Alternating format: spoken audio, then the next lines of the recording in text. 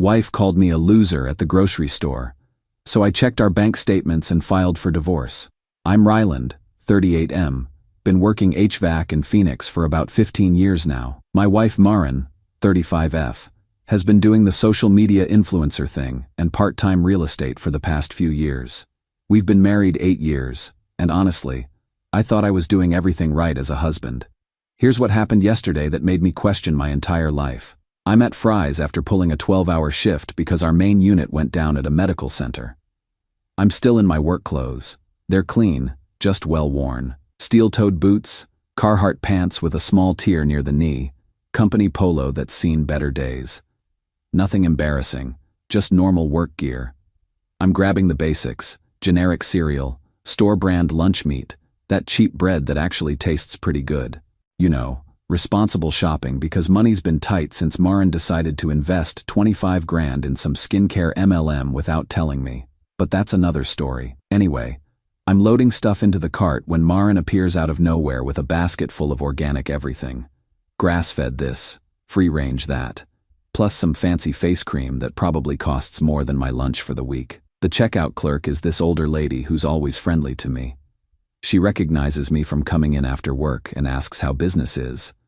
I tell her it's busy season, can't complain. Normal small talk. That's when Maren looks me up and down and says, loud enough for everyone in line to hear, "God, you look like such a loser." Just like that. In front of the clerk, the family behind us, everyone, like I was some stranger she was embarrassed to be seen with. The checkout lady's face just dropped. She looked confused, then uncomfortable, like she couldn't believe someone would say that to their husband. I felt my face get hot, but I didn't know what to say. I mean, what do you say to that? I paid for the groceries, all of them, including her organic haul. And we walked to the truck in silence. My 2012 F-150 that runs perfect, but apparently isn't good enough for her anymore. On the drive home, I finally asked her what that was about. She said I was embarrassing her, and that other husbands make an effort with their appearance. Then she started talking about how her sister Celestia's husband always wears nice clothes to the store, how he drives a newer truck, how he invests in himself. I pointed out that I just worked a 12-hour shift fixing air conditioning so people don't die in this heat, and maybe I look tired because I am tired. She rolled her eyes and said, "There's always an excuse with you." That hit different than usual, because lately, there's been a lot of comments about my truck being too old, about my clothes being blue-collar, about how I don't have ambition because I'm not constantly chasing promotions or side hustles. But here's the thing. I make decent money. 65 grand a year, steady work, good benefits, pension plan. I'm not rich, but I'm reliable. I thought that mattered. When we got home, I sat in my truck for about 20 minutes just thinking. Something about the way she said it, the way she looked at me like I was beneath her, it made me realize I've been feeling like a stranger in my own house for a while now. I keep thinking about that checkout lady's face. She looks sorry for me, and maybe she should be. I've been supporting Maren's dreams for years. When she wanted to start the Instagram thing, I paid for professional photos, ring lights, all that equipment. When she got into real estate, I covered her licensing fees, helped with her car payments so she could drive something professional. And what do I have to show for it? A wife who's embarrassed to be seen with me at the grocery store. I don't know if I'm overreacting, but I can't shake this feeling that something fundamental shifted yesterday, like I saw myself through her eyes for the first time. And it wasn't pretty. The worst part? Part of me is wondering if she's right. Maybe I am a loser. Maybe I should be doing more, being more, earning more. But then I remember that I work my ass off every day. I've never cheated, never lied, never given her any reason to be ashamed of me except for not making enough money to fund whatever lifestyle she thinks she deserves. I don't know what I'm looking for here. Maybe just someone to tell me I'm not crazy for feeling hurt by this. Or maybe someone to tell me I am crazy so I can apologize and move on. Either way, I think I need to take a hard look at our finances. If money's the problem, maybe I need to understand exactly where we stand. Update 1. So I took everyone's advice and did a deep dive into our finances. I'd been letting Maren handle most of the bills because she said she was better with numbers, and I work long hours. Turns out that was my first mistake. So I started going through everything, And Jesus Christ, it was like peeling back layers of an onion made of financial disaster. First thing I found was a credit card statement sticking out of her purse. Chase Sapphire, which I didn't even know she had. Balance, $6,100. All maxed out. I'm looking at charges for $300 at Sephora, $500 at Nordstrom, and this one transaction that made me do a double take. $4,200 at some boutique in Scottsdale. For a handbag that costs more than I make in 2 months. That's when I started really digging. Went out to her car thinking maybe there's an explanation, some receipt that makes this make sense. That's where I found the other statements, tucked under the floor mat like she was hiding drugs or something. 2 more cards I'd never seen. All maxed out, 18 grand total in secret debt. But that wasn't even the worst part. I logged into our bank account and started scrolling through the monthly charges, and it was like watching money disappear into a black hole. 37 different subscription services. I'm not kidding, 37. Half of them I'd never heard of.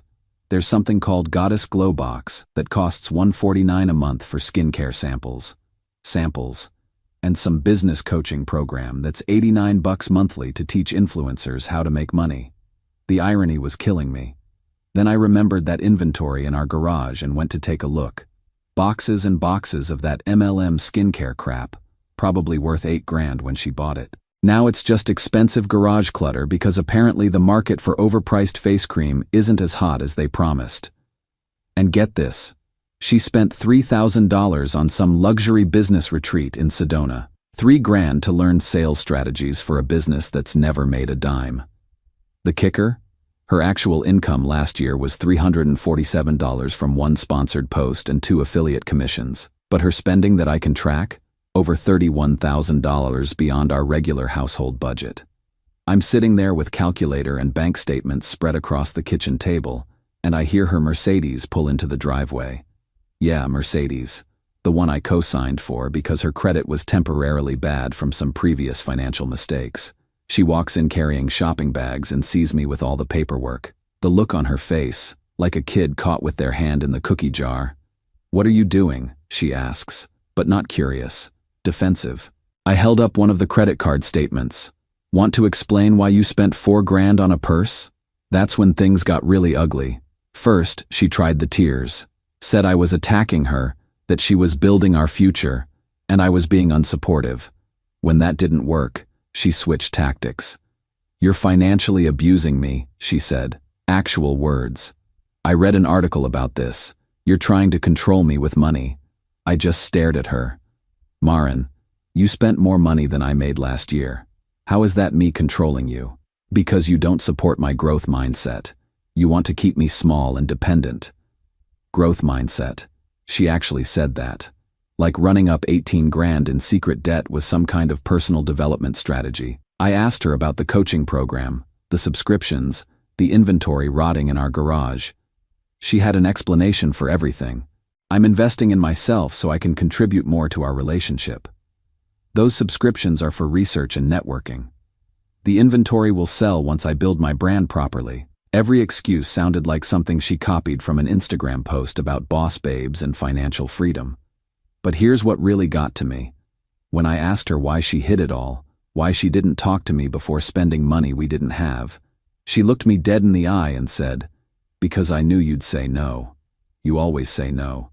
You don't believe in me." Like it was my fault for wanting to pay our mortgage before buying a $4,000 purse. The conversation ended with her storming off to her sister's house, but not before telling me I was just like every other man who can't handle a woman with ambition. So now I'm sitting here alone, looking at a financial disaster that's been building for who knows how long, wondering how the hell I didn't see this coming. I've been working overtime to cover bills I thought were high because of inflation. Turns out they were high because my wife has been living like she makes 10 times what she actually makes. The grocery store comment makes more sense now. She's embarrassed by me because I represent reality. I'm the guy who works for a living while she's playing entrepreneur with money we don't have. I've got an appointment with a financial advisor tomorrow. And maybe a lawyer. Because looking at these numbers, I don't think this is something we can just talk through. My coworker Jake said something today that's been sticking with me. "Man, you can't love someone into being financially responsible. They either are or they aren't. Starting to think he's right. But what really hurts isn't the money. It's that she looked me in the eye and called me unsupportive for not wanting to go bankrupt funding her delusions. Like caring about our financial stability makes me the villain. I don't know what happens next, but I know I can't keep living like this. The math doesn't work, and apparently neither do we. Update 2. So Maren came home yesterday while I was at work and packed a bag. Left a note saying she needed time to think, and that she was staying with her sister Celestia until I got my priorities straight. I actually felt relieved, like physically lighter. That should have been my first clue about the state of our marriage. But here's where it gets crazy. I get home from work around 7, find her note, and I'm honestly looking forward to a quiet evening for the first time in months. I order pizza, crack a beer, and I'm just settling in to watch the game when my phone starts blowing up. First, I get a notification from my bank. Someone tried to use my debit card at Louis Vuitton in Scottsdale for $2,100 at 3 p.m. while I was literally installing ductwork at a retirement home.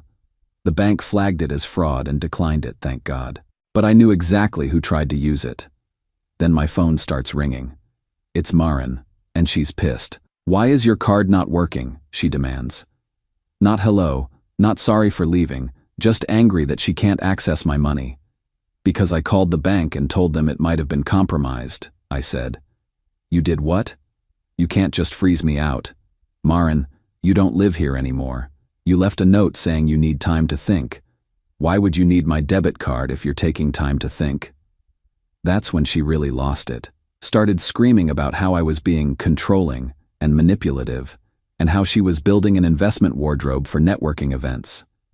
Investment wardrobe for networking events. While we're 18 grand in credit card debt, I hung up on her.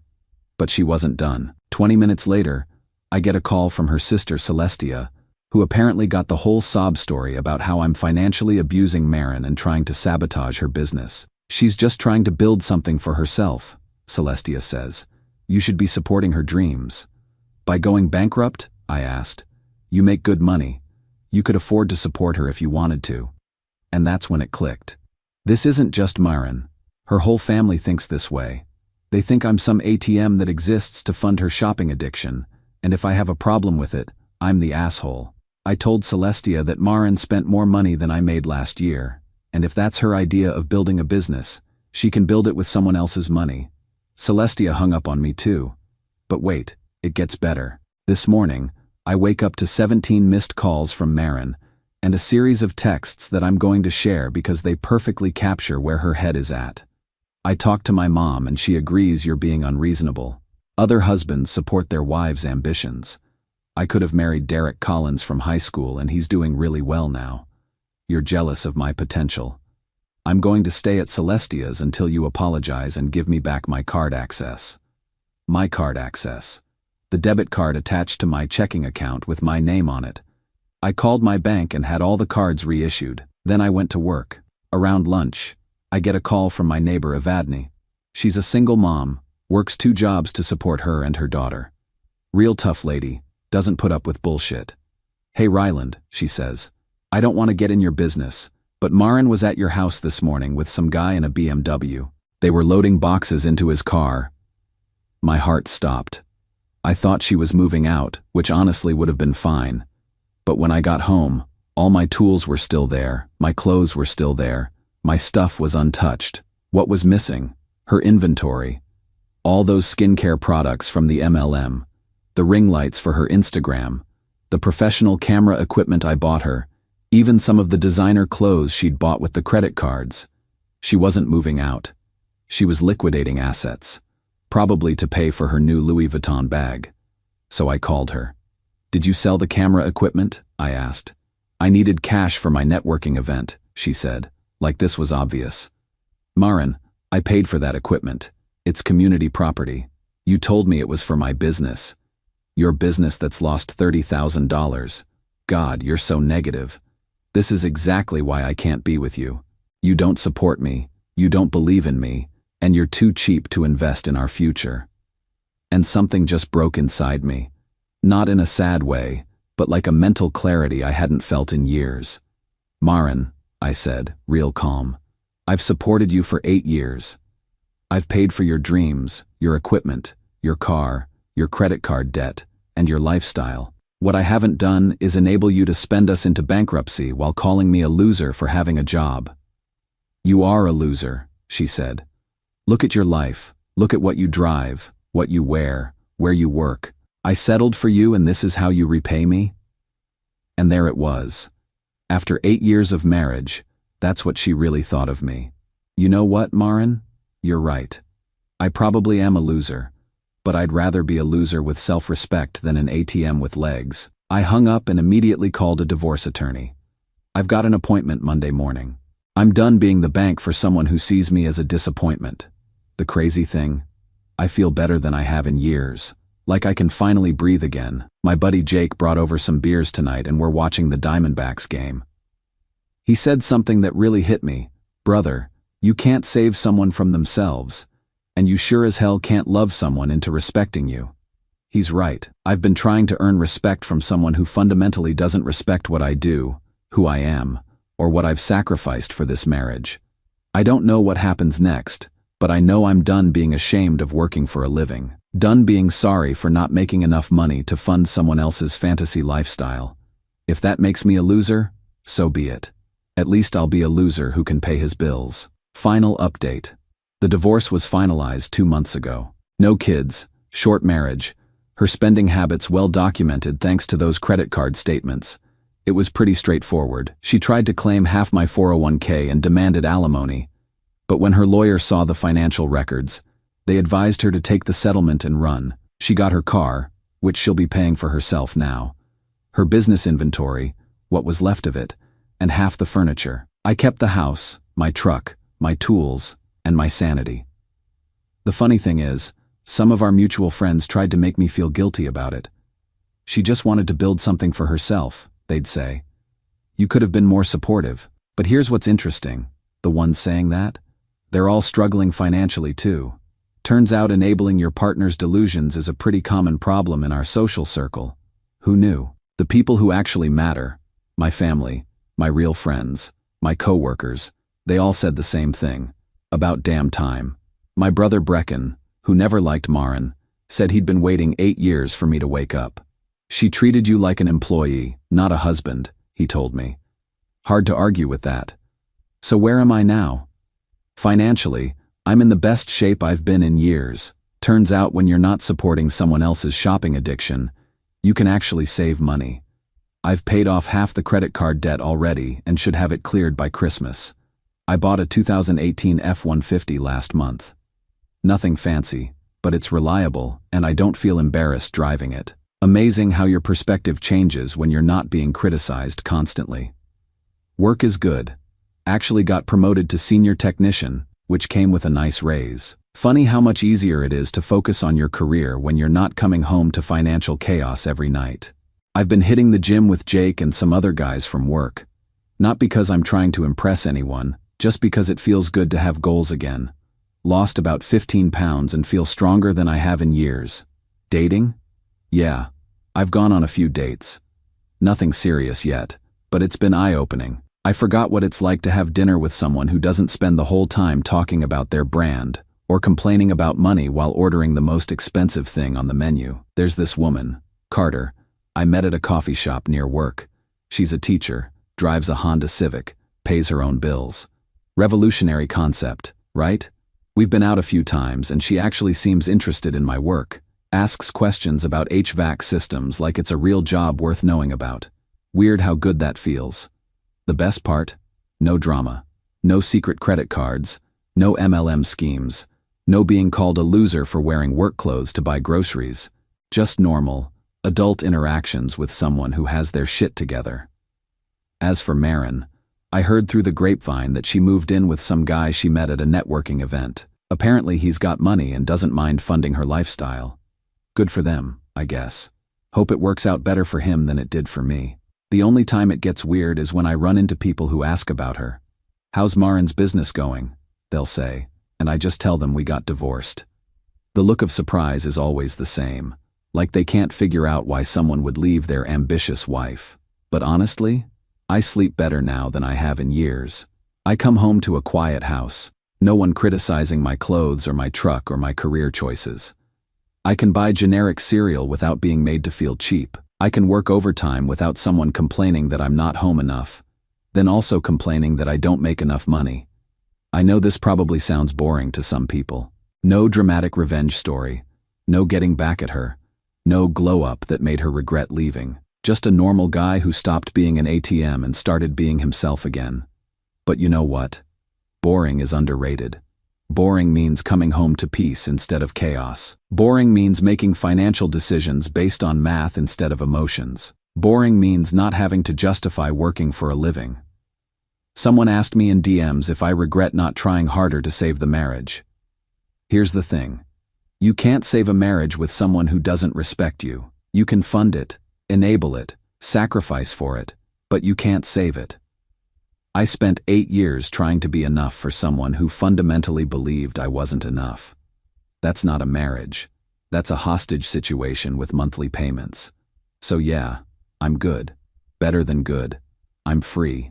And to anyone out there dealing with something similar, it's okay to walk away from people who see you as less than. Even if you're married to them. Especially if you're married to them. Life's too short to spend it apologizing for being responsible.